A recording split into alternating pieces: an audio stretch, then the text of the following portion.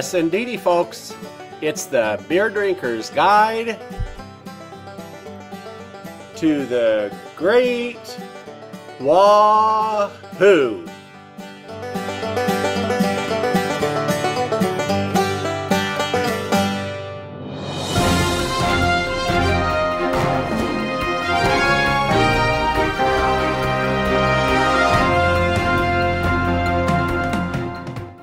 And now, it's news time!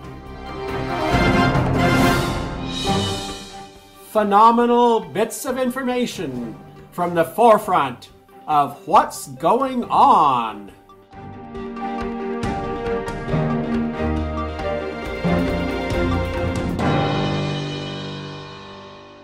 Who doesn't love the mystery of Nessie, the Loch Ness monster?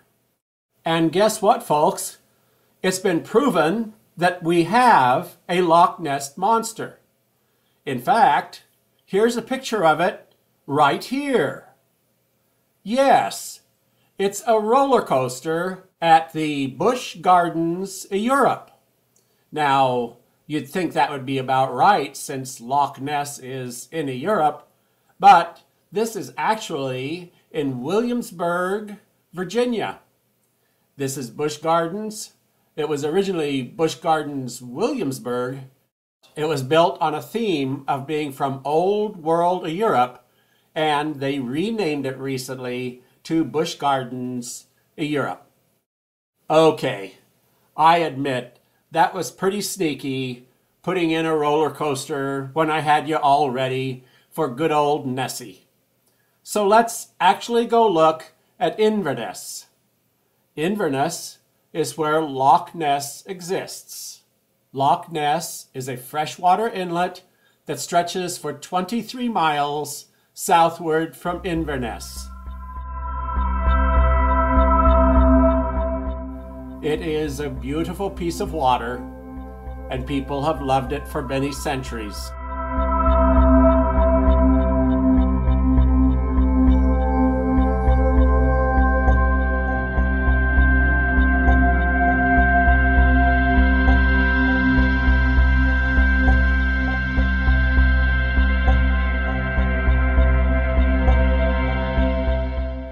As much as people have loved the water, they have loved the legend of Nessie. Over the years, many sightings have proven Nessie to have many shapes. Yes, there have been some pretty convincing photographs. Over the years, many attempts in small submarines have been made to find Nessie. Some of them have been very serious about going and exploring every hole in the lake through complex grids. I'm sorry to report they did not find a monster. However, what they did find were hundreds of thousands of golf balls. It seems the Irish have been using Loch Ness as a driving range ever since the grand game was invented.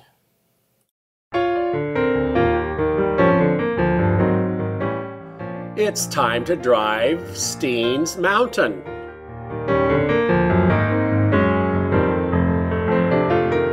Good old Oregon. It's known for the Willamette Valley and the coast. But out here on the eastern side of Oregon, there's a big hole that I always thought was just filled with desert. Lordy, was I ever wrong about that. There's some great country just waiting for a little 1 or 2 or 3 day drive right in our back door. A good excuse to go adventuring in this country is driving to the top of Steens Mountain.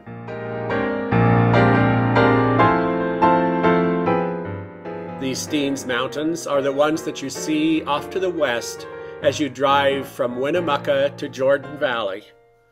Getting to the top of Steens Mountain itself can be rather difficult because of snow.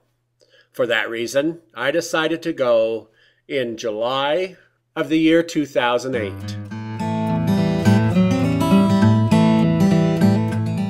On past episodes of Drive Steens, we've enjoyed Gentura, we spent a night in Diamond, and then we went driving up to Steens Mountain and down a very rough road on the way back.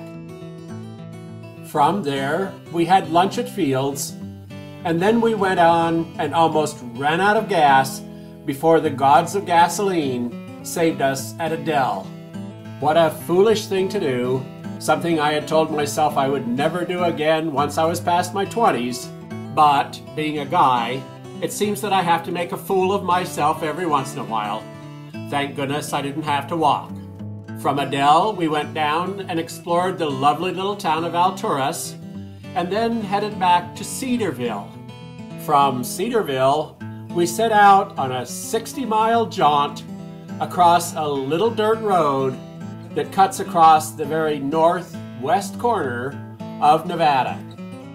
On our last episode of Driving Steens, we got back to Highway 140 and the wonderful paved highway.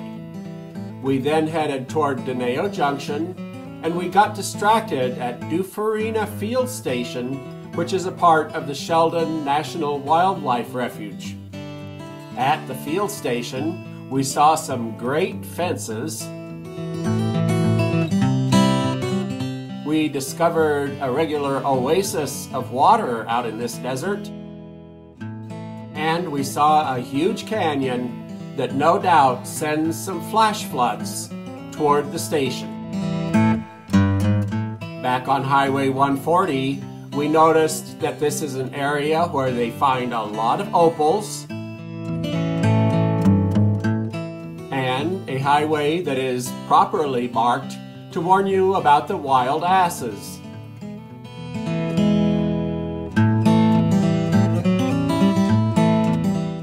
We ended last week's adventure in Deneo Junction, and today we drive up to Fields, where we'll be spending the night.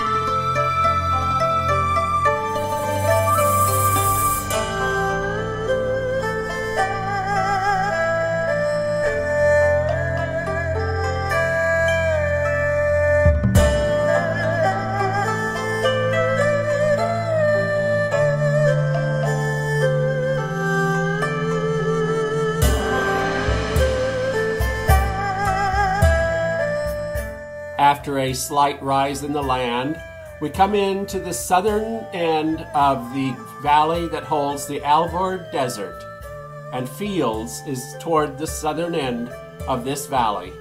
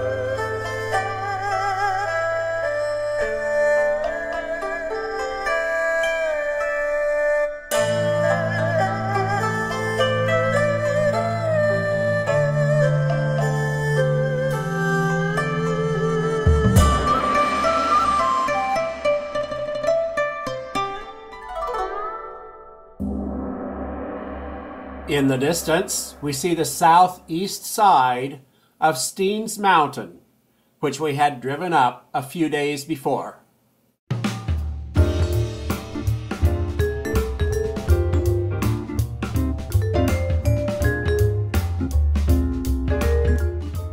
The effects of our drive across the dusty northwest corner of Nevada are shown on all the windows.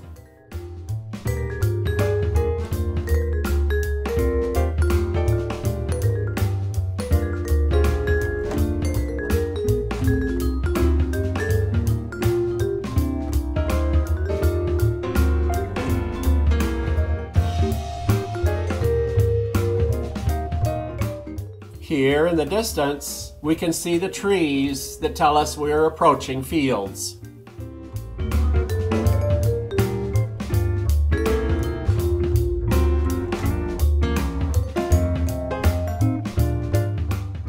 These are the two businesses in Fields, the lovely little hotel in the foreground there, and the general store, cafe, and gas station in the background.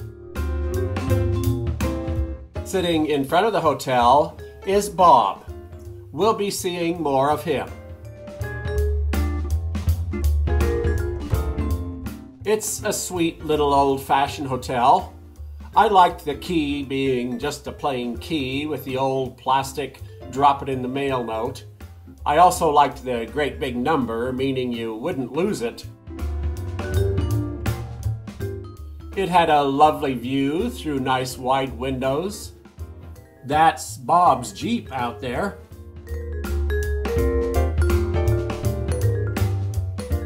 A big comfy bed.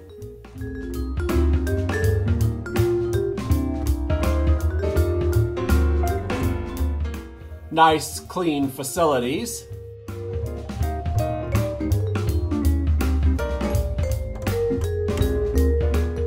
And perfectly understandable directions, thank you.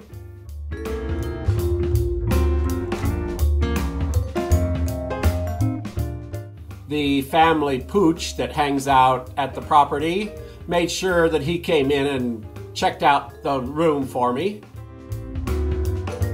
No extra charge.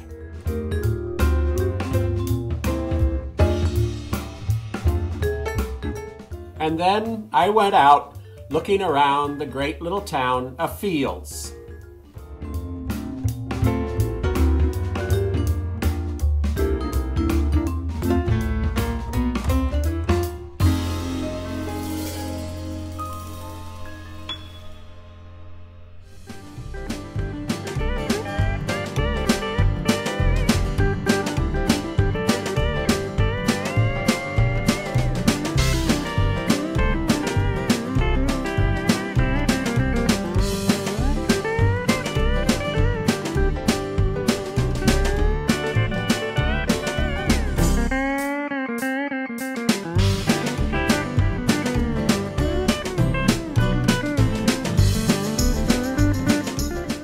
There are a few residences and what looked like a rather upscale resort.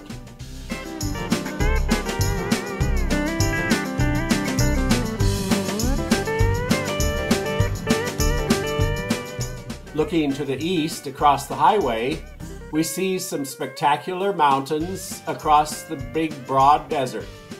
These mountains are between ourselves and the road that goes between Burns Junction and Winnemucca.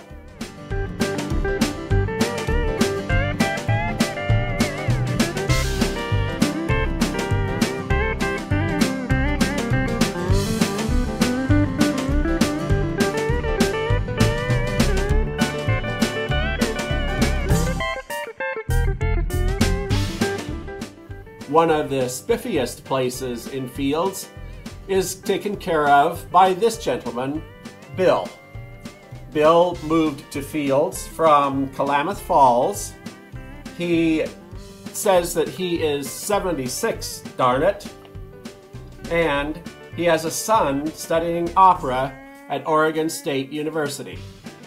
His place was well tended and had an irrigated field off to the side.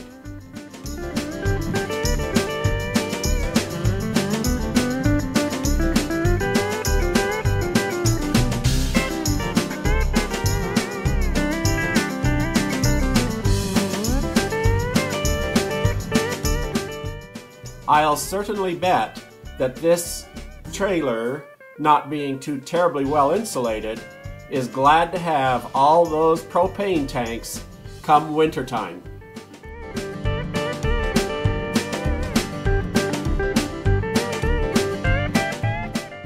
Here we are looking at fields from the north looking south. The hotel is on the other side of the business there.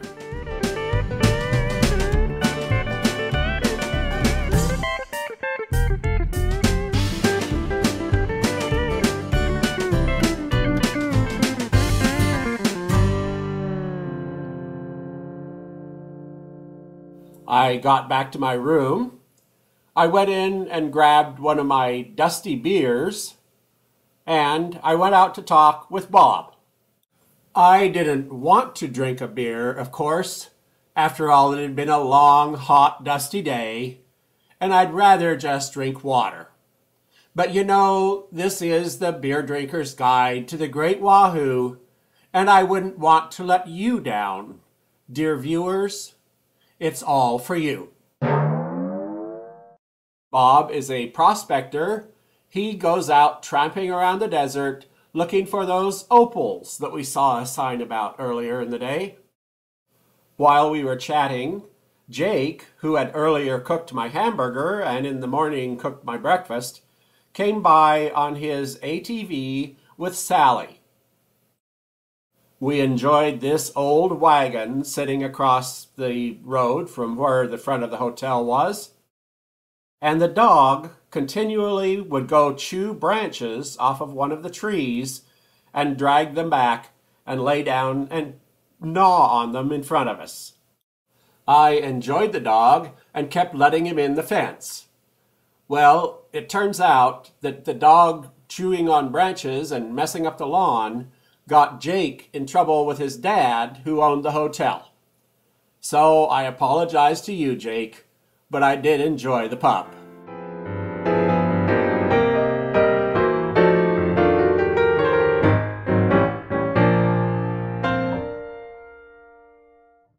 Now available from your beer drinking guide to the Great Wahoo, you can get DVD movies made up from different stories that have been shown here on the Great Wahoo. So far, there are 4 different DVDs with 7 different movies. You can check out the world's 2 greatest river floods, both of which happened right here in Idaho. If that seems like a tall order to fulfill, there is a short 11-minute movie that looks into the claims that these are the biggest floods that have ever happened in the geologic history of the Earth. Another DVD looks at driving around the Albions and through the City of Rocks, as well as having a movie on the Boise Kelton stage. This stage was pulled by galloping horses night and day for 40 hours. It was quick, but can you imagine being behind galloping horses with all of the dust and being thrown around on a rough ride for 40 hours? Egad! Of Pooh You and the Great Wahoo is a 1.5-hour movie that gives an extensive look at how we turn sewage into river water. In 24 hours, what you flushed becomes swimmable and fishable. And there is a DVD with 2 40-minute movies about Boise High, about building the old campus and heating it, and the renovation that they did in the 1990s. Your beer drinking guide also has 2 books out. One, 104 pages on building, heating, and remodeling Boise High, as well as a 13-page booklet on Boise geothermal development. These books are rich in historic and contemporary photographs. Also available on DVD are copies of your own favorite shows, or if there was some story that was serialized on several different Great Wahoos, I can take those different segments of the story and put them on a DVD for you.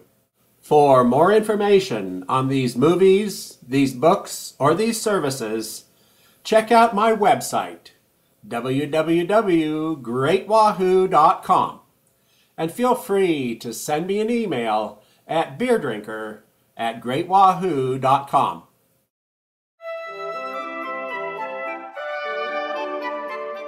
Ah, beautiful love!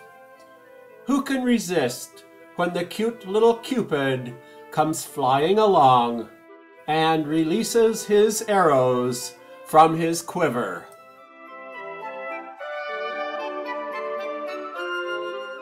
Who can resist a blown kiss?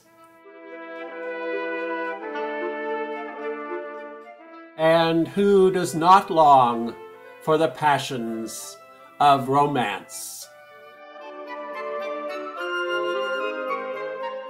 And like food and housing and spirituality, there are those who have learned that we are more than happy to buy products that encourage our lovemaking. One of the things that we've been noticing lately is that those who sell our accessories are going green. Who would have thought it? But indeed, the pleasure boutiques are becoming more and more green in their approach to their products.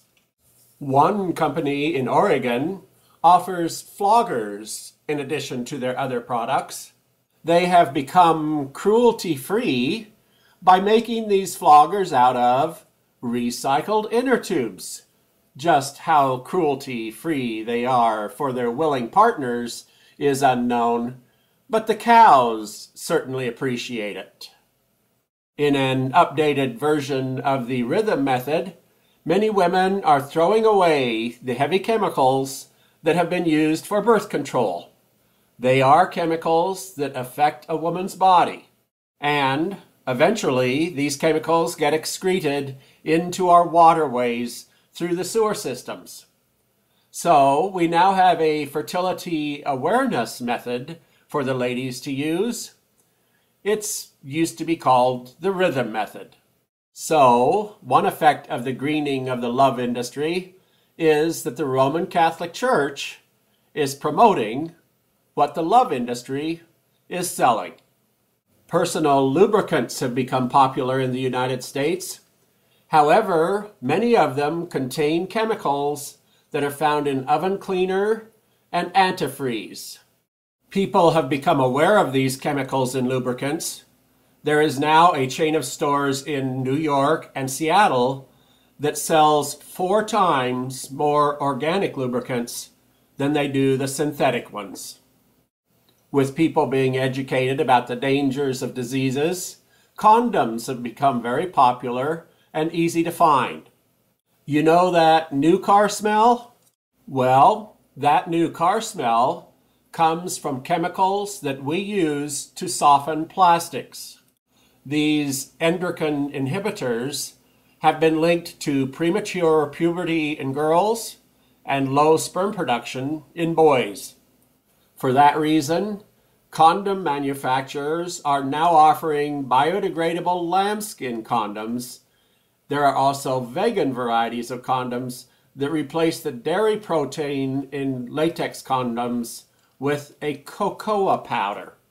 And no, they do not taste like chocolate. The chemicals that soften plastics are also found in those devices that some ladies find delightful. For that reason, steel and glass are beginning to replace what was so popular for so many years. Another twist on going green is many of them are hand cranked. So here's to the green revolution. I knew it was happening many places. I just didn't know that it was happening in our adult shops. However, I'm sure that instead of being green with envy, our lovers' hearts will continue to beat red with passion.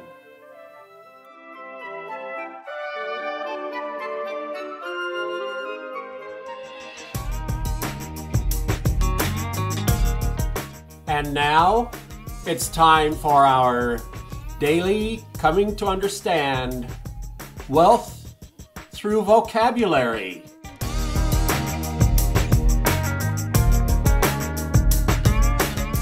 Today's magic word toward wealth is liquidity. And now, to help us understand liquidity, here's your favorite money bag, Mr. Cash. Well, hi there, boys and girls.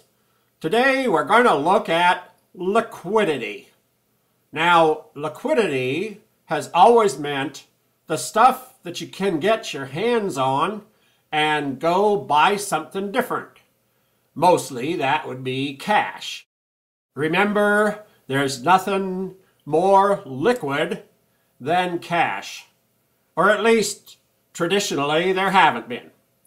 Now, recently, we've had a few kind of bad times in the economy, and we have come up with a new definition for liquidity. The new definition for liquidity is when you get online and look at your retirement savings and wet your pants.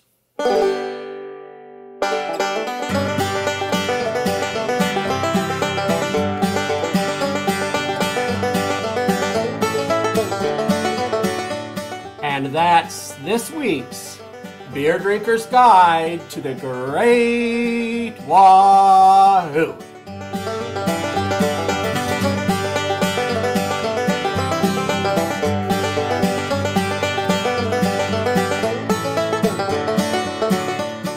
Thanks for watching.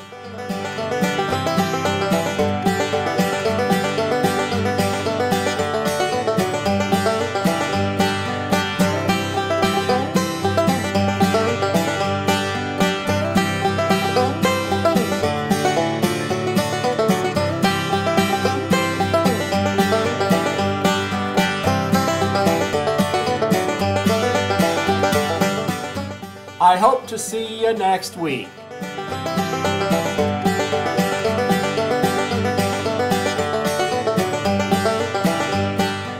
And in the meantime, keep celebrating the Great Wahoo!